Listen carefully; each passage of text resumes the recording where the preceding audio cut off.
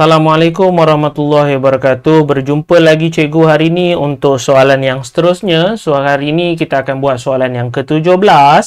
So ini adalah bab berkaitan dengan tingkatan 5 bab 1 ubahan. Okey, macam mana cikgu dapat detect ya, ini adalah babnya kerana dia ada perkataan berubah secara langsung. Okey, so apabila berubah secara langsung, automatik dia berada di tingkatan 5 bab 1 iaitu ubahan. Okey, sekiranya kamu baca soalan, dia kata berkenaan dengan P yang berubah secara langsung dengan Q. Okey, P yang berubah secara langsung dengan Q dan bilangan hari bekerja iaitu R. Okey, dalam kepala kamu dah boleh nampak iaitu soalan kamu berkenaan dengan P, kemudian dia ada simbol perubahan dengan secara langsung. So, apabila secara langsung bermaksud dia bukanlah pecahan di belakang. So, dia akan direct saja dengan Q dan juga R. Okey, so itu yang kamu adalah sebab dia kata P terlebih dahulu. So, P berubah secara langsung. Seharusnya tidak akan wujud pecahan di belakang. So, secara langsung dengan Q bungkus dan juga R hari. Okey, so ini yang pertama. Okey, kemudian diberi kepada kamu sekiranya Adli. Okey, diberi bahawa Adli memperolehi sebanyak RM300 setelah dia menjual 120 bungkus nasi lemak selama 5 hari. Alright, so yang pertama kamu akan buat pengiraan. Okey, P sama dengan KQR.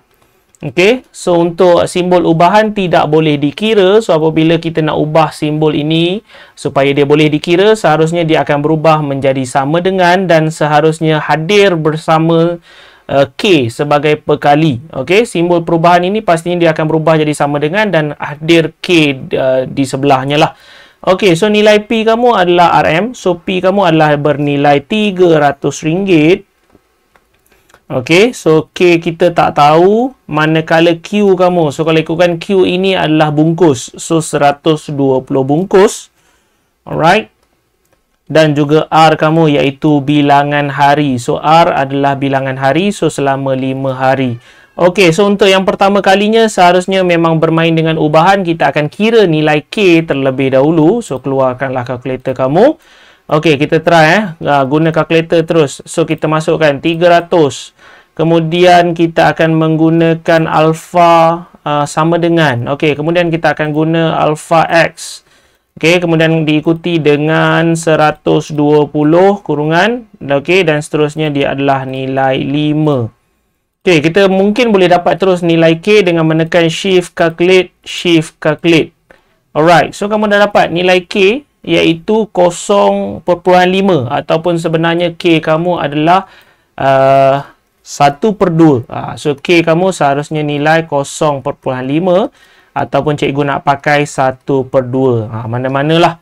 Okey, kita tekan shift calculate 2 kali sahaja. Tengoklah balik macam mana cikgu buat tadi.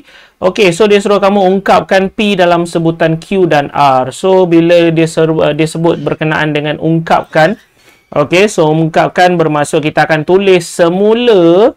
Okey, so kita akan tulis semula. Cikgu ambil warna lain lah. So, P kamu sama dengan K adalah 1/2 Q R. Okey, so itulah jawapan kamu.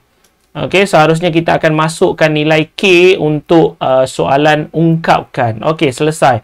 Yang kedua, soalan kamu, hitung pendapatan Adli sekiranya dia telah menjual menjual sebanyak 240 bungkus nasi lemak dalam tempoh 10 hari. So, dia nak berapakah keuntungan ataupun pendapatan.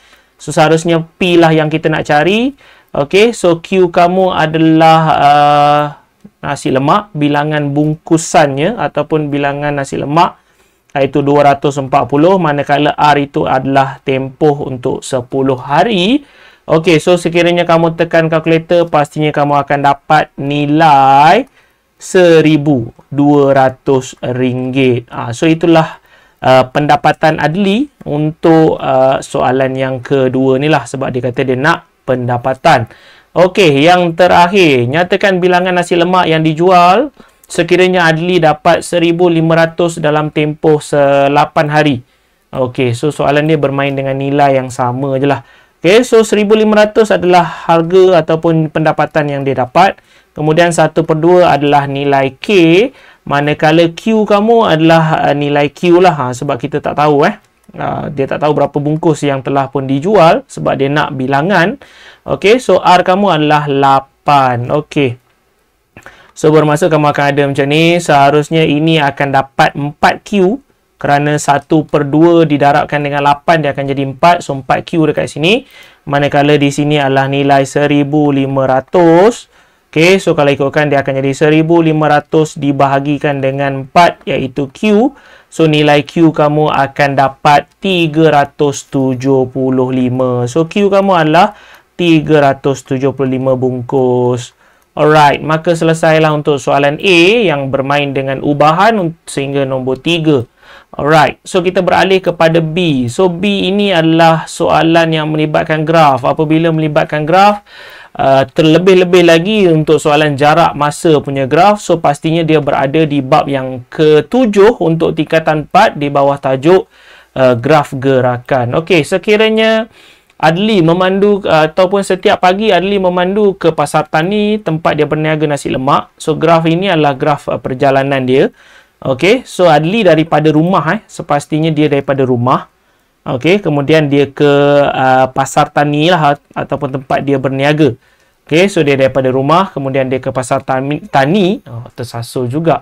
Okey, tapi sebelum dia ke pasar tani, seharusnya dia singgah sebentar di Taska anakku. So, rupa-rupanya dia hantar anak dia dulu sebelum dia pergi berniaga. Alright, so itulah perjalanan dia. So, daripada rumah dia ke Taska, kemudian dia terus sehingga ke pasar tani. Alright, soalan kamu adalah nyatakan tempoh masa dalam minit. So, dia nak tempoh masa. Okey, Adli berhenti. Alright, so apabila kita sebut tentang berhenti, seharusnya kita akan fokus kepada kawasan yang mendatar. Okey, so berhenti maksudnya jarak itu tidak ada tetapi masa masih bergerak. So, untuk kawasan tempoh masa untuk kawasan mendatar ataupun berhenti, so di sinilah dia. Okey, seharusnya dia punya tempoh masa adalah 18/10. Okey, dia akan berhenti untuk 8 minit. Tulis 8 tapi sebut 5. Okey, so jawapannya adalah 8 minit lah kerana dia bermula daripada minit yang ke-10 sehingga minit yang ke-18. Tempoh masa dia berhenti untuk hantar anak dia selama 8 minit. So, hitung laju kereta Adli dari rumah ke Taska. Okey, so dia nak kelajuan dari rumah ke Taska.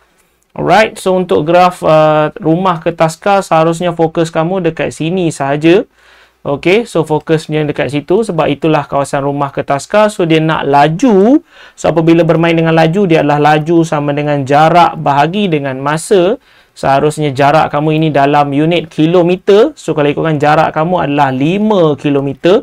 Sebab perjalanan dia adalah 5 km. Manakala untuk masa di bawah seharusnya dalam unit jam. So, hati-hati diberi kepada kamu adalah minit. So, seharusnya kita ambil masa dia adalah 10 minit.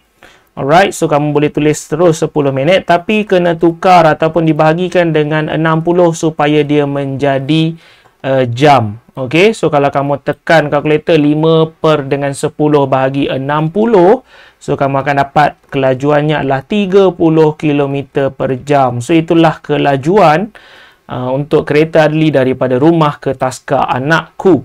Alright, so yang terakhir adalah hitung nilai M. Okey, so kalau kamu tengok nilai M kamu seharusnya lebih besar ataupun melebihi nilai 5. Itulah yang kata logik. Okey, so dia nak nilai M jika diberi laju purata keseluruhan adalah 45. So, dia kata kelajuan keseluruhan adalah 45.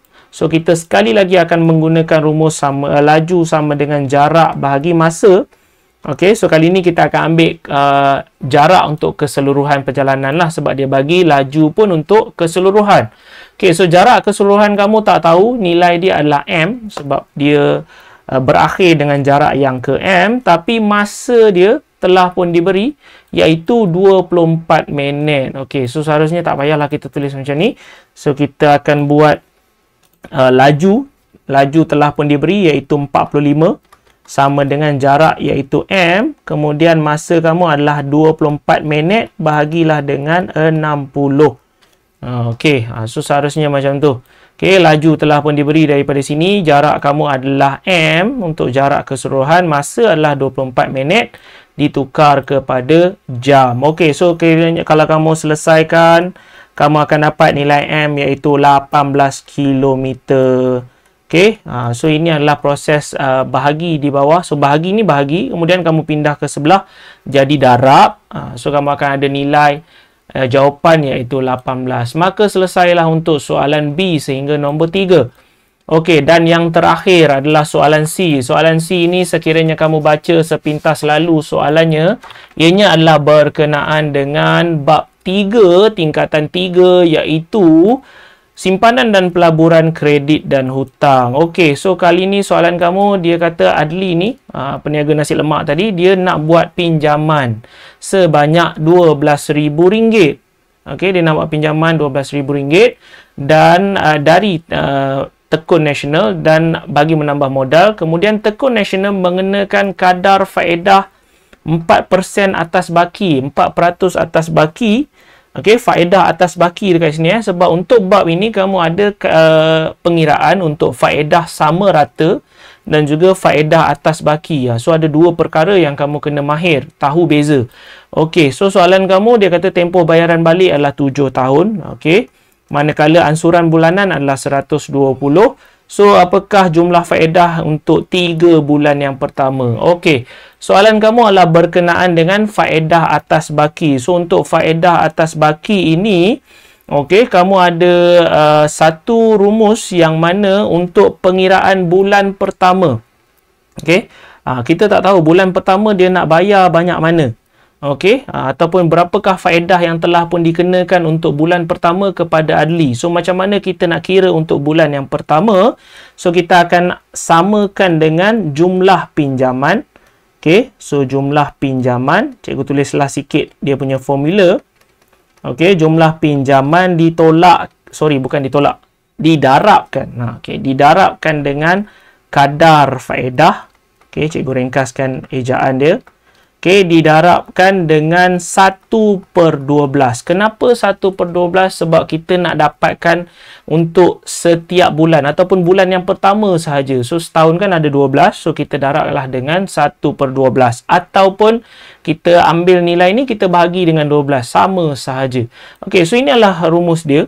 Okey, untuk pengiraan faedah bagi bulan yang pertama. So, kita tengok berapakah jumlah pinjaman kamu. Okey, jumlah pinjaman adalah daripada atas ni jumlah pinjaman adalah RM12,000. Okey, RM12,000 untuk jumlah pinjaman, manakala kadar faedah yang dikenakan adalah 4%.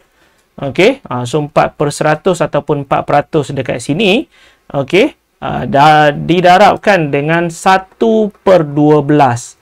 Okey, so kalau kamu selesaikan hasil darab ini, dia akan dapat nilai 40. So nilai 40 ini adalah faedah. Okey, yang kita sebut nilai 40 ini adalah faedah. Okey, faedah yang dikenakan untuk bulan yang pertama. So bulan yang pertama inilah dia punya nilai faedah yang dikenakan. Okey, so soalan kamu dia nak jumlah faedah untuk 3 bulan yang pertama. So kita dah dapat bulan yang pertama. So kita kena kira bulan kedua dan juga bulan ketiga. Okey, untuk yang seterusnya, sebab dia berkenaan dengan faedah atas baki.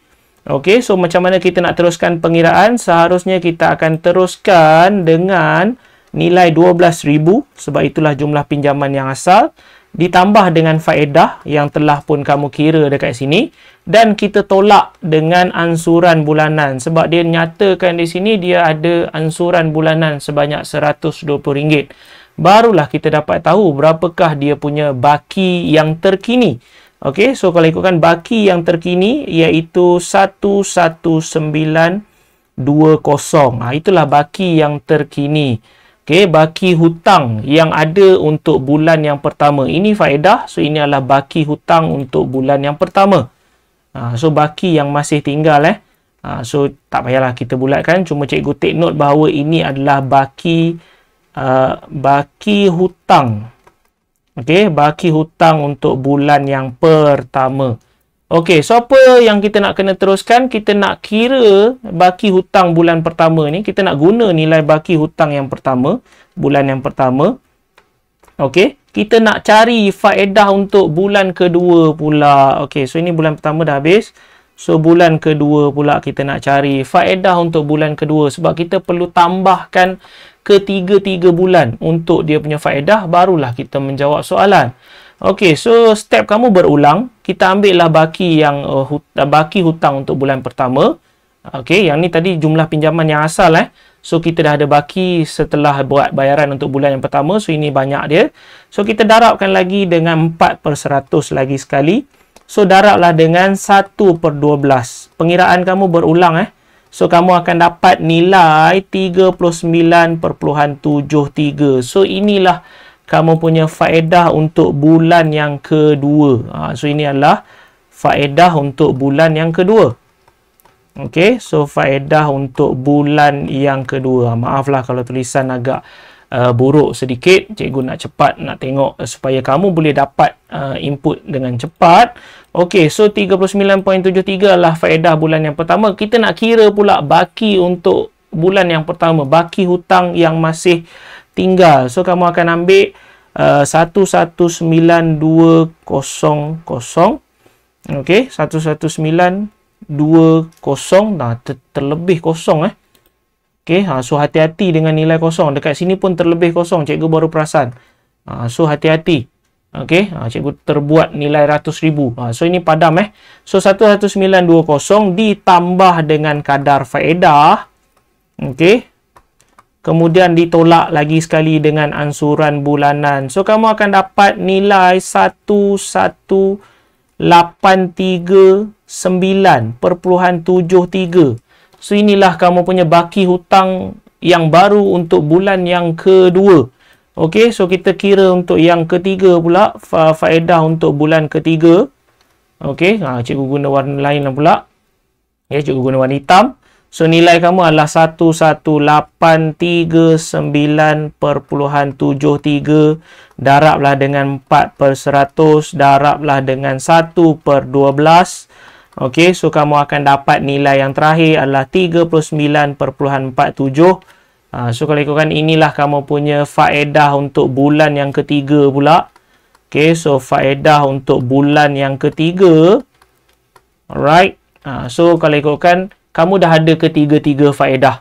Okey, bulan pertama dah ada, bulan kedua juga dah ada. Okey, bulan ketiga, sorry, ni bukan. Tersilap tanda.